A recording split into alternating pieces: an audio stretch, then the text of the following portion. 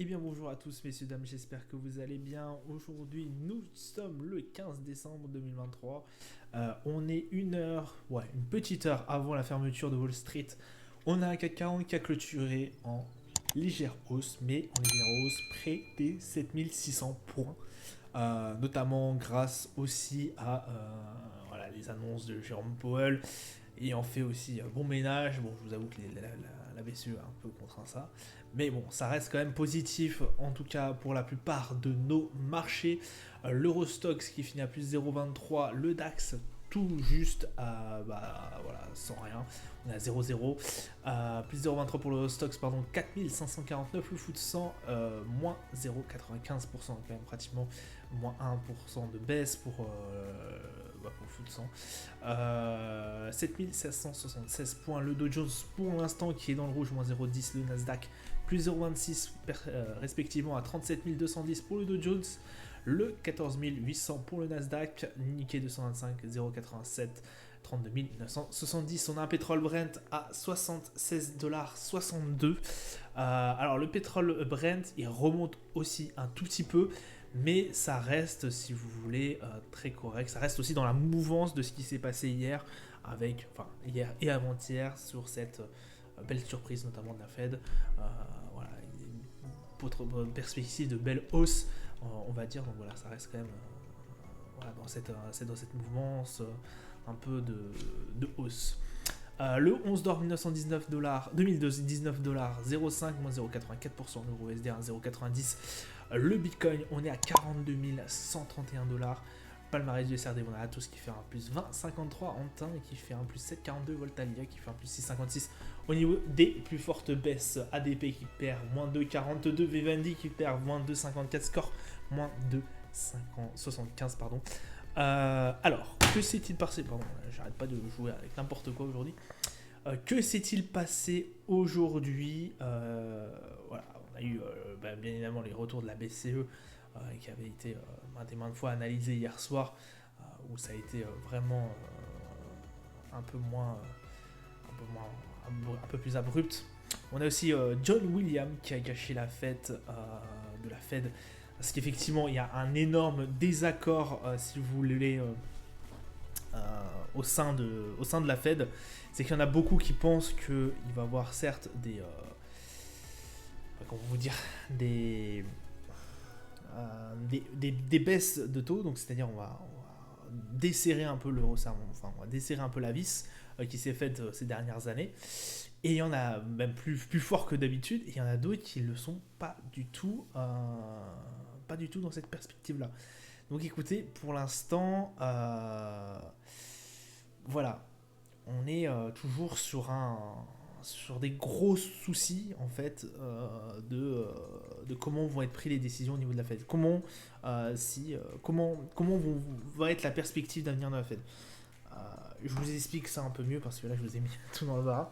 Il y a des personnes au sein de la Fed qui ne sont pas d'accord avec le discours qu'a tenu Jérôme Powell. Voilà. On l'a bien vu au sein de son consensus. Pour l'instant, c'est vraiment disparate. Il y en a certaines, on a vu une personne influente de la Fed, on a vu un des protagonistes de la Fed qui a dit voilà, moi je verrai 6 baisses des taux. Je sais pas si vous vous rendez compte, là on était déjà parti sur 3, c'était déjà une explosion de joie, et il y en a un qui prévoit 6.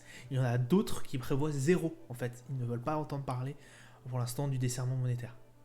C'est quand même fou. Et là, on a eu justement, voilà, la personne dont je vous ai dit, donc c'est-à-dire, j'ai oublié son prénom, je l'ai vu, John Williams.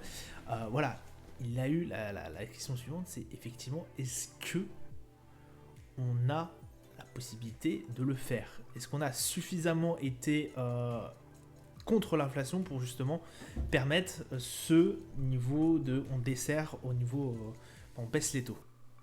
Ça c'est la grande question, et qui va être un grand débat durant les prochains mois et les premiers mois en tout cas de 2024. C'est est-ce qu'on a été assez dur sur les taux pour que justement on puisse desserrer la vis, et que l'inflation reste à des niveaux assez constants entre 2, 5, Très rarement 3, mais on sait que les États-Unis voilà, sont plutôt vers les 2,7, 2,5. Ça va être la question très très grande voilà, qui va se subsister pendant un bon bout de temps, jusqu'au moment où on va faire un desserrement monétaire, on va baisser les taux, et là ça va être une autre paire de manches. Il y a aussi une chose qui penche en faveur de Jérôme Powell, comme je l'ai dit plus souvent, c'est la question de la question de la récession au niveau des États-Unis. Pourquoi je dis ça? Puisque beaucoup de personnes disent que la récession, c'est sûr et certain, on ne l'aura pas en 2024. D'autres économistes qui disent attention, si on laisse les taux aussi hauts, déjà de une, on peut avoir une désinflation, et de deux, on peut avoir une récession qui peut commencer à arriver dans le pays. Ça, beaucoup d'économistes l'ont oublié, donc il va falloir être très, très, très attentif à ça. Pour l'instant, on a évité effectivement ces récessions, en tout cas au niveau des US, mais ne jouons pas trop avec le feu. Là, si vous voulez, ça va être quelque chose d'assez complexe, si vous voulez, pour les banquiers centraux, même si ces derniers ont comme premier objectif, je vous le rappelle, de maintenir l'inflation aux alentours corrects, donc c'est-à-dire 2,5-3, enfin 2,5, entre 2 et 2,5. 3 c'est beaucoup trop, mais comme je l'ai dit, c'est 2,7 environ, si on prend sur 20 ans, je crois qu'au des têtes, on est aux alentours des 2,7. 20 ans ou 30 ans, je sais plus trop, mais on est aux alentours des 2,7 au niveau des US. Toujours un peu supérieur à ce qu'on est. Voilà. Restons quand même très prudents là-dessus. Il va falloir que la Fed joue, il va falloir que Jérôme Powell joue avec justement des serments, non des serments, statu quo, etc., etc. On verra ce qui en sera en tout cas pour demain. Enfin pour le reste des semaines et pour le début de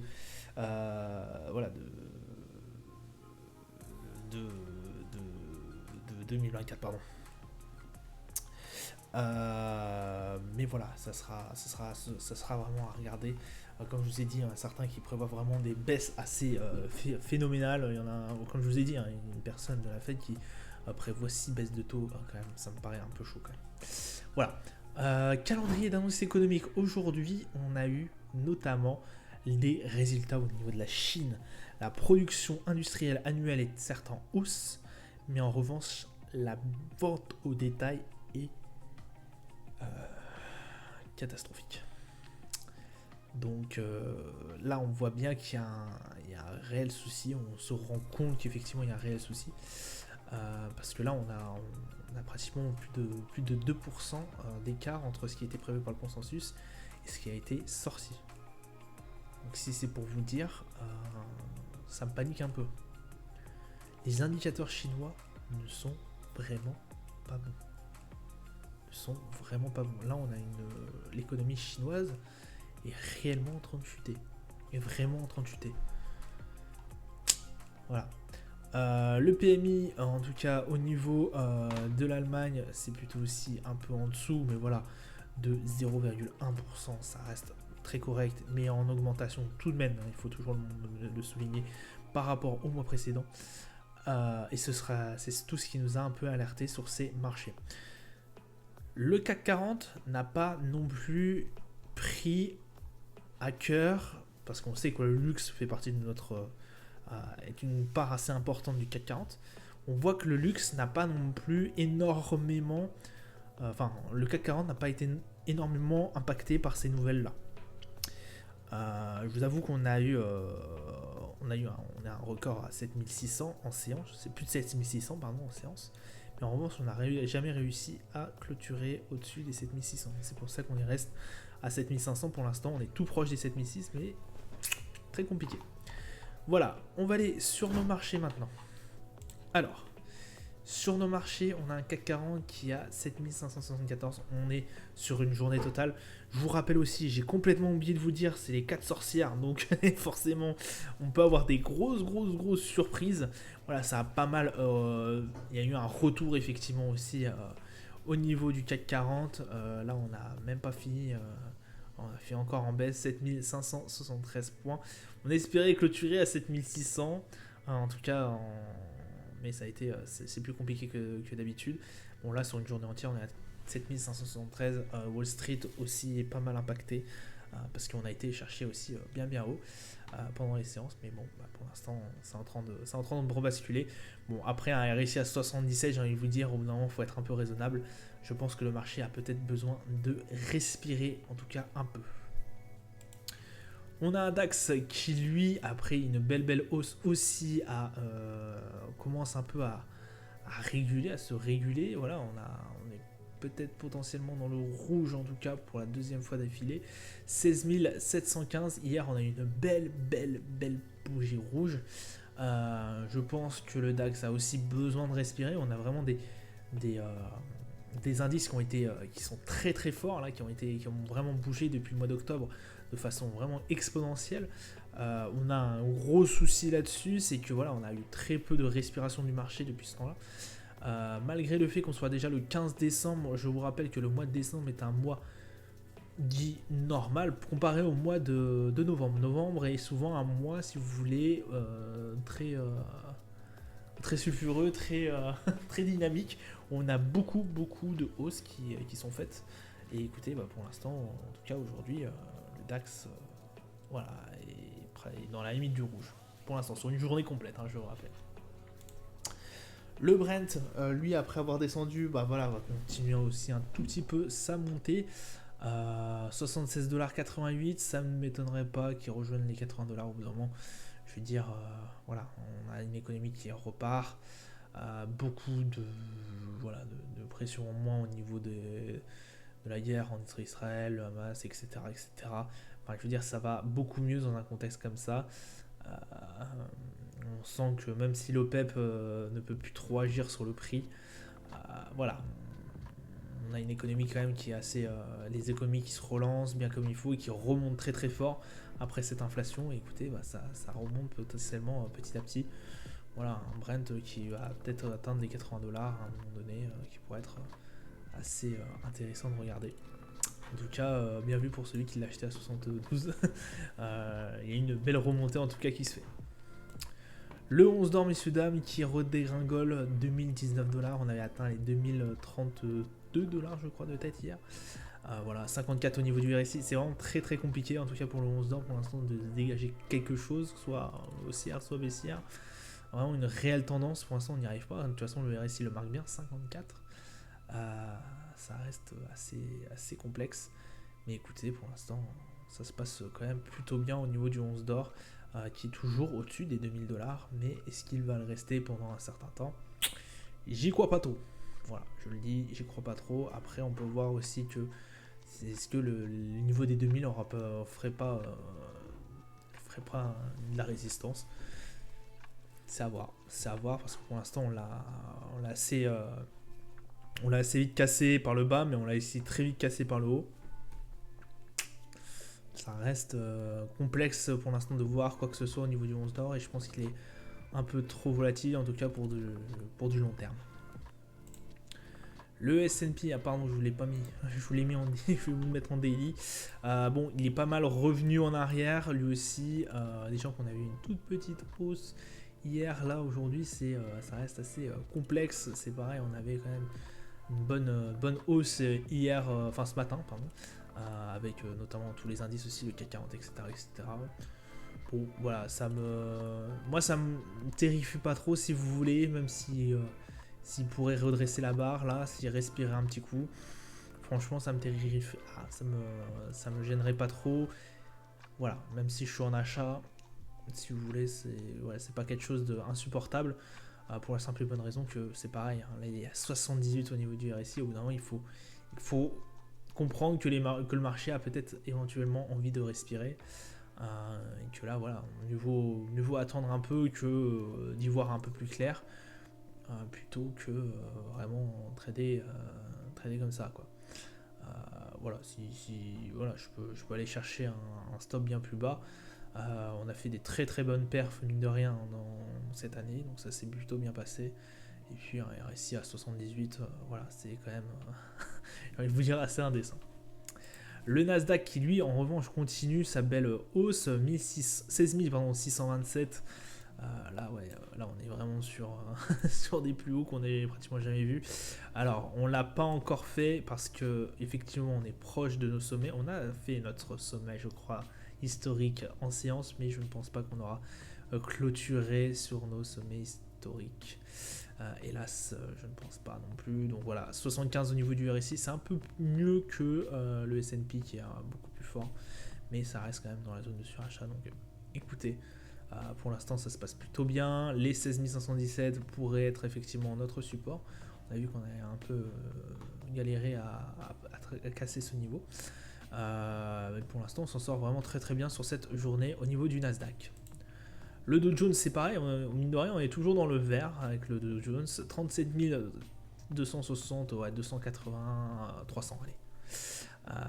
Voilà, au niveau du Dow Jones, 85 au niveau des RSI, on est bien plus fort que le Nasdaq ou le S&P. Vraiment un gros RSI. Le MACD forcément en tendance haussière. Là voilà, là on est sur on casse des sommets quoi. Là on est vraiment là pour casser des sommets. Avec des belles hausses qu'on a eues cette semaine encore, c'est vraiment assez incroyable. L'inflation qui a fait son travail, mais aussi le Jérôme Powell et sa réunion qui ont permis effectivement au Dow Jones de bien performer. Et écoutez, le proverbe dit don't fight the Fed. En fait, on ne peut pas battre la Fed. Effectivement, quand ils annoncent des choses comme ça, vous pouvez essayer de trader à la baisse parce que Christine Lagarde a dit ça, a dit que eux, en tout cas, ils ne voyaient pas à long terme ce qu'ils allaient faire. Enfin, qu'ils voyaient pas, en fait, qu'ils n'avaient pas décidé, en tout cas, d'un desserrement monétaire. Don't fight the Fed. Pardon pour mon anglais, mais ne vous battez pas contre la Fed, c'est pas possible en fait, parce que c'est eux qui sont leaders du marché. Enfin, leader, c'est la grosse économie, si vous voulez, l'économie numéro 1 mondiale, et que en fait, c'est eux qui dictent un peu la loi sur les marchés, quoi. Donc écoutez, bah voilà, ça résume un peu, ce qui se passe aujourd'hui sur pourquoi cette hausse un peu sur certains indices. Et pourquoi on n'a pas eu un énorme élan baissier, mine de rien, sur le CAC 40 ou sur le DAX, etc. C'est parce que, dans un premier temps, voilà, Jérôme Powell avait dit et assumé d'ailleurs, parce qu'il n'a rien dit derrière, et la Fed assume, entre parenthèses, le fait que, justement, eux, ils prévoient peut-être trois desserrements monétaires, enfin, trois baisses de taux. D'ailleurs, ce qui n'a pas du tout plu à la BCE. C'est pour ça que derrière, ils ont dit que non, nous on n'en a même pas parlé. À mon avis, ils en ont parlé discrètement, mais ils n'étaient pas du tout alignés à ce que dit Jérôme Powell. Et voilà, ils ont essayé de jouer les gros bras. Je suis pas sûr que ça fasse. Hein. Bon, bref. Voilà, ça sera tout pour moi pour aujourd'hui. Je vous souhaite une excellente journée, une bonne soirée à vous. Je vous dis à plus tard. Ciao, ciao.